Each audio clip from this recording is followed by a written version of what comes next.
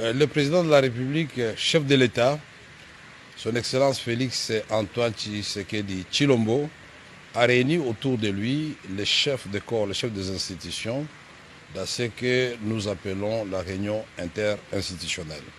3 points étaient inscrits à l'ordre du jour de cette réunion, à savoir la question situation sécuritaire dans notre pays. Et le premier point comprend 3 sous-points. Il y a le travail qui sera désormais fait conjointement entre l'EAC et la SADC. Il y a le processus de Luanda et de Nairobi, mais il y a la résolution 2773 du Conseil de sécurité. Le deuxième point a porté sur les enjeux de l'ère, l'attitude que nous devons avoir vis-à-vis des enjeux de l'ère en tant qu'acteurs institutionnels et politiques de notre pays. Le troisième point, c'était les divers. S'agissant du premier point, le président de la République nous a informé du fait que l'EAC, Eastern African Community, la communauté économique des États de l'Afrique de l'Est et la SADC, travailleront désormais ensemble dans le cadre du processus de Luanda et de Nairobi. Le président de la République nous a fait l'honneur de nous partager ce qu'il a engagé comme résultat à Doha.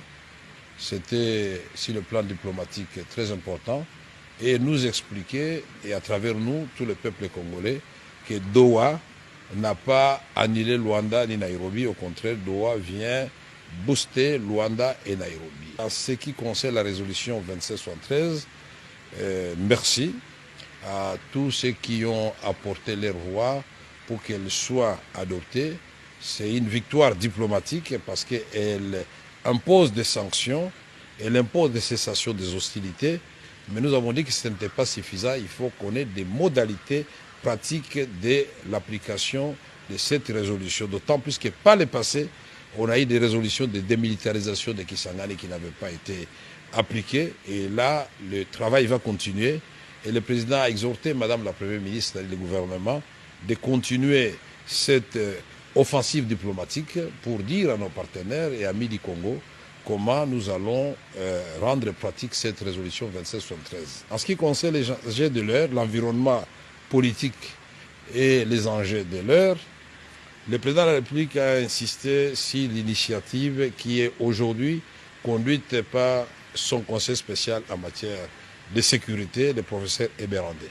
Et il a tenu à préciser qu'il a pris cette initiative et elle constitue une première étape qui devra amener à terme, après de pourparlers, après des discussions, à la formation d'un gouvernement d'union nationale, mais surtout que la République démocratique du Congo recouvre totalement son intégrité territoriale et sa souveraineté